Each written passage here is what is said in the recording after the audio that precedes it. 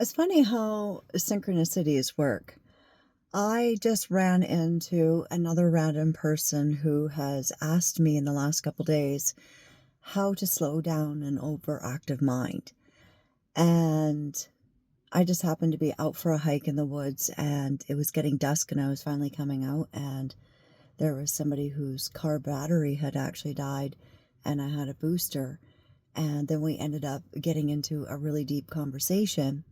So many people are going through dark nights of the soul and ego deaths and shedding and all that stuff. And many people, might not necessarily have the language for it. I thought it was kind of funny. He's like, I'm not into that spiritual woo woo stuff. I'm like, that's fair. That's actually fair because neither am I. um, I'm like, everything's energy.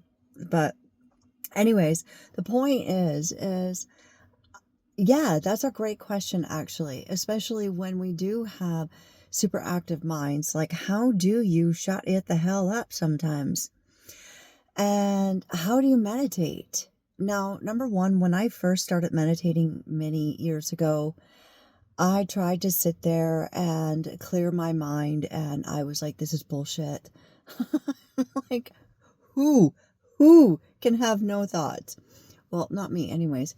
So I learned by just sitting there and kind of letting my thoughts go. And I just sort of started following the thoughts. Rather than letting the thoughts control me, I followed the pictures and the symbols. And actually, that ended up unlocking some really interesting things by just taking that moment just to sit there with some calm music and allowing the horses to run out in the pasture, do their thing until they finally tire out. That's kind of how I was looking at my mind. And then once it kind of ran its course, then I was able to start just looking at the pictures and the symbols. And that's when I started learning that actually I was clairvoyant. And that's where maybe some people might even be able to access some of their gifts that might not even realize that they have. It's a thing. The other thing is it's a hyperactive or dysregulated nervous system. Um, Bottom line, that is what's causing our nervous system is connected to the way we think, the way we act, the way we feel, how much it affects us. So by doing simple methods of regulating your nervous system, you actually are able to calm your mind down. And then from there, you're able to get better clarity and a sense of calm and a sense of peace that comes with that. I've linked below just some little tips and stuff like that. But the process is okay. So the answers are always easy. It's the getting there that's always challenging, right? So, first of all, you have to be at a place where you're willing, um, and there's a big enough of a purpose to even want to do the work. Unless we're in a place where we're super uncomfortable, we're not going to want to do the work. Or we have to have a purpose that's larger than ourselves to want to do this healing work. Because a lot of times, even some people who might not think that they've had a super traumatic life, we can also be carrying generational trauma, stuff that's stored within us that gets passed down through our family lineage as well. But regardless, an overactive mind is generally linked to nervous system dysregulation. And taking moments to take deep breaths, staying centered in the body, mindful practices of focusing on something that's in front of you right now, asking yourself, what do I have control of? Like, really have control over? And what can I just drop that doesn't belong to me, that I can't fix or control? And so many people that I encounter, I chat with everybody. When I go out, this is probably why I don't go out that often, because when I do go out, I end up chatting with people and people just sort of open up to me and tell me all sorts of things. and which is really cool. I'm glad that I feel like that people feel like it's a safe space. So I am happy about that. But it's also gives me a bit of a barometer as to how other people are feeling right now as well, and how I can be better of assistance with what I know. And healing from complex trauma, I know I can laugh about it now, because I've done the work, and I know from personal experience that when you do the work, coming out on the other end is so worth it. The irony is the pain and the discomfort of actually going through the healing work can stop people from wanting to heal and staying stuck because there is fear.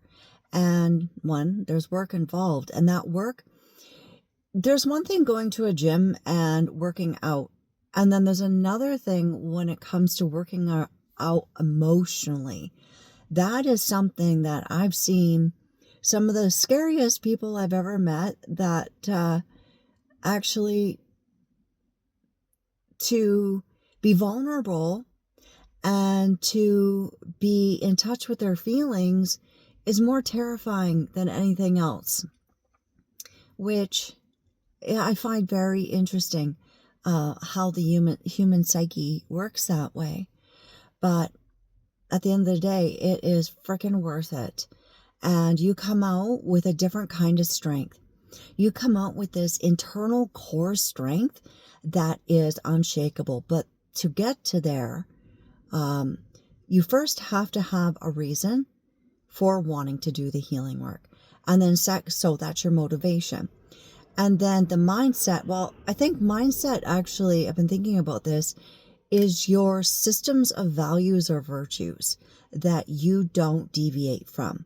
If we don't have a certain system, a certain code that we live by, then we're very easily swayed. We're very easily manipulated, and we're very easily thrown off of our course.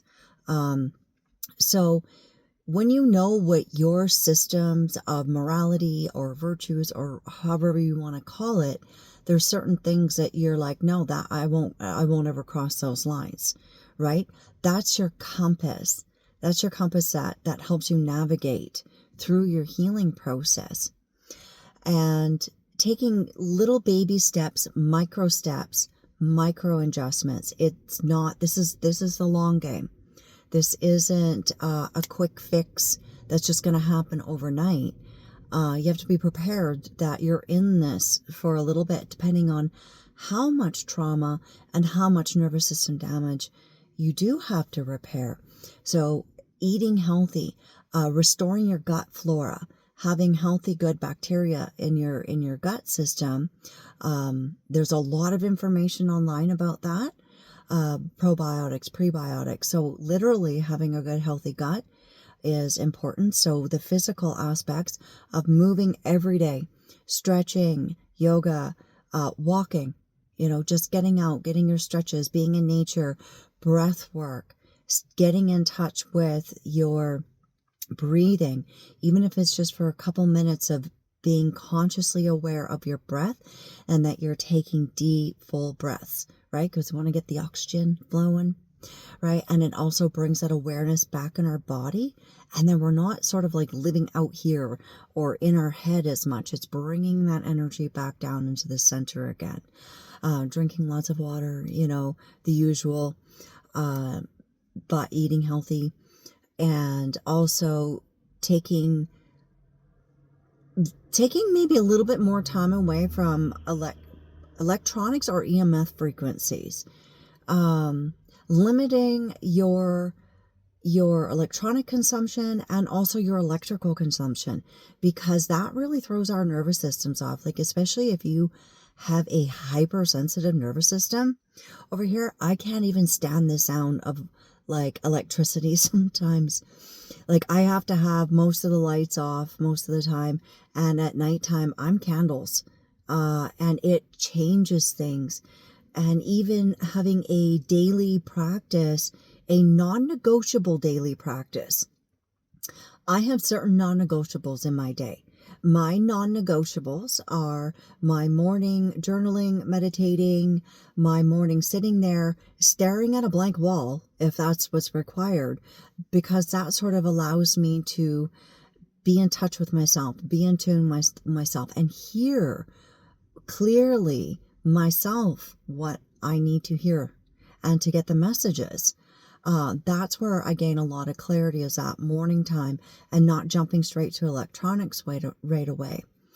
Or in the evening, even before you go to bed, I have my candles on and I'll just sit there and I watch the flame. There's even scientific research behind all of this.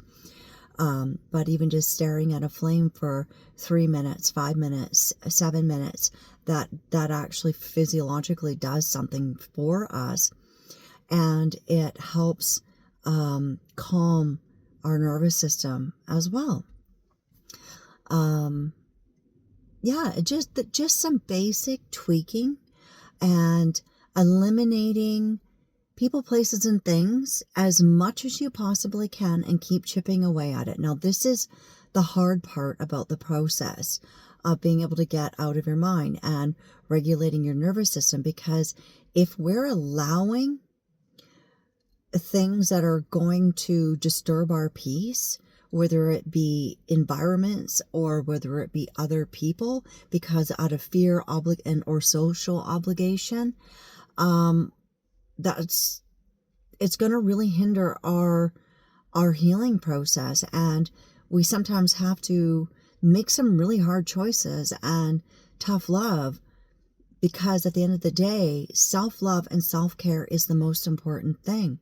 When we are taking care of ourselves and our needs, we're actually helping other people more than overextending and overexerting ourselves. When we overextend and overexert ourselves, we're actually throwing a wrench in the entire cosmic order. And I know that sounds dramatic, but it's actually not. So everybody has their own path. Everybody has their own purpose. Everybody has their own lessons. And if we're giving more energy than what we're able to give to other people, places, and things, then we're actually creating a disruption for their life and their lessons and what they need to learn as well. And potentially we can even be creating butterfly effects that are disrupting on a scale that we might not even fully comprehend. Once that realization set in for me personally, that it might sound kind of funny, but sometimes we have to give ourselves permission to heal, due to old social programming, whether it be societal or familiar programming, right? So giving yourself permission to heal and understanding that your healing is of greater service to yourself and humanity than you might even realize. So I'm going to keep this short and sweet, but I hope that helped. And I'm going to probably expand into this just a little bit more as we go, but I just finished my walk and this all just happened, and I just thought I'd pop on and while it was fresh in my mind, and share. All right. You have a fantastic day, and take care of yourself and take care of each other. Okay. Bye.